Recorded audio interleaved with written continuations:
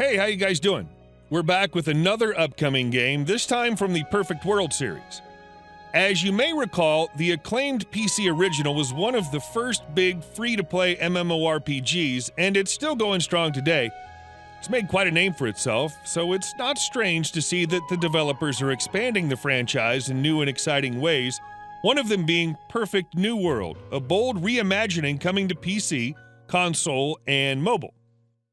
But we'll save that for another occasion because today I'm here to tell you about Perfect World Revolution, the focus and sponsor of this video. This new game is available for pre-registration right now. You can get quite a few rewards if you go ahead and sign up before the official launch, which is coming soon. The pre-register link is in the video description, and as always, that also helps to keep this channel going. So go on. I'll be right here when you return. Back already? See, it only took a minute. You're now officially an aspiring seeker, and as more and more players join in, you're going to receive cool in-game rewards such as an outfit, chests, stones, and some mysterious rewards which we're not even allowed to know about yet. Besides, there are goodies on top of goodies, because any veteran player who's played other mobile versions of Perfect World has its own reward path. You need to go to the official website where the simple process takes place. But to sum it up, you choose the veteran player on the pre-registration page, enter your character information from previous versions, then you'll be matched with 5 other players from the same region as yours. A veteran code will be generated, and then you'll just have to find your teammates in-game. Check the Facebook page for the full instructions and ways of earning additional rewards. No, I'm not joking. They're throwing more stuff at you, and everyone knows just how great this stuff is to give you a boost in early game and speed up progress. With that out of the way, let's see what Perfect World Revolution is all about.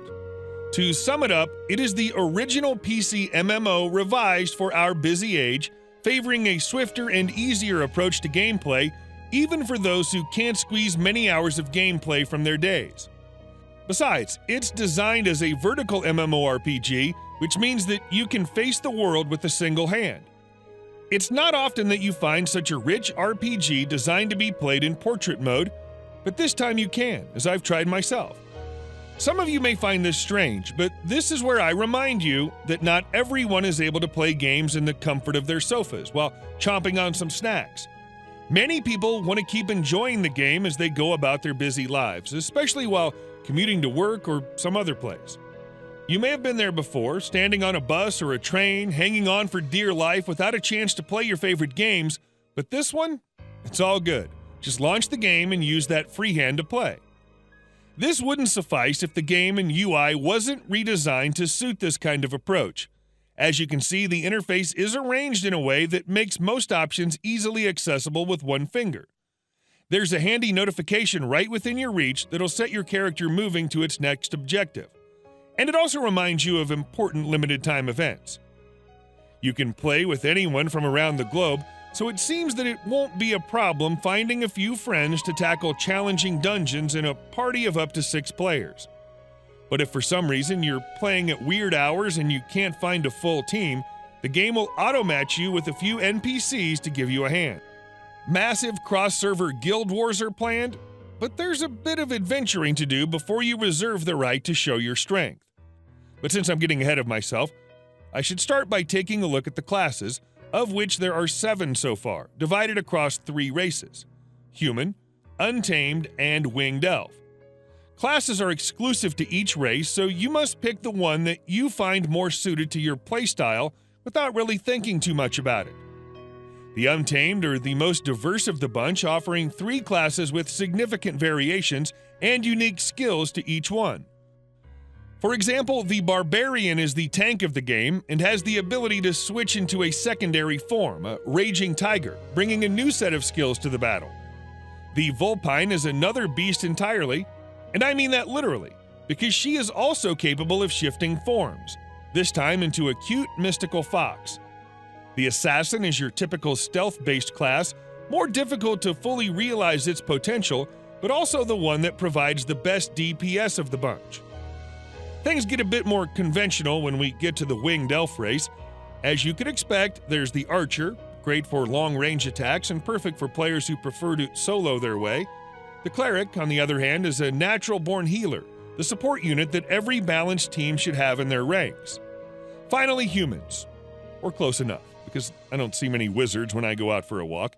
This is a great class for burst damage, so you should keep one around for when you go on a destructive AoE attack. The Blade Master prefers to go up and personal, switching between spear and axe/hammer, changing the available skills in the process. As for gender lock, well, it goes both ways, so to speak. Some classes, such as the Assassin, offer male and female options, but others, like the Barbarian and the Vulpine, stick to one gender alone.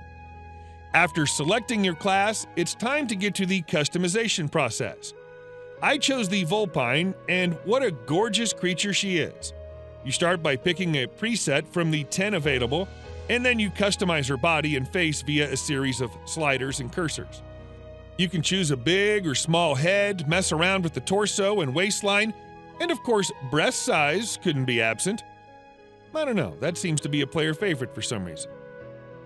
The face details are stunning, and this is where the details go crazy, as you can tweak every little thing. Face size, eyebrows, eyes, nose, lips, ears. You can adjust pretty much everything to your liking.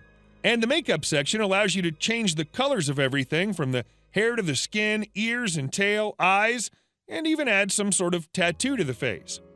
But there's more. In the case of both the Vulpine and the Barbarian, you can also customize their beast form. The impressive mystical fox can be switched to an impressive kitty? You can also tweak it to the extreme, from the colors to the body proportions, right down to the paw size. Not bad at all. And the portrait mode works very well in character creation. When you start the game, you realize that it's quite good looking, with bright and colorful graphics, with the absolutely gorgeous deep sea being a perfect example. But there's also some barren areas, as one would expect, because this is a perfect world only in name, and there's a war raging on. Fans of the PC game will recognize Archosaur City and other regions, which were revamped for this updated version, and the ability to fly remains, so you get to explore the world from above, traveling between regions as you please, or by quickly teleporting from one location to the next.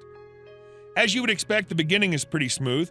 As you rescue a poor girl and set out on adventure, occasionally answering some questions that'll help forge your personality. This is the time to learn the ropes, get to grips with the various ways of enhancing your equipment, including refining, engraving, socketing soul stones, crafting, and more. I was pleased to see that when you switch to a similar piece of equipment, the refinement level is transferred in the process, so no harm done. But one of your first major achievements is unlocking your flying mount at level 15, enabling you to see the world from above with complete freedom. Needless to say, many quests will require you to reach for the skies and even battle up there in the clouds.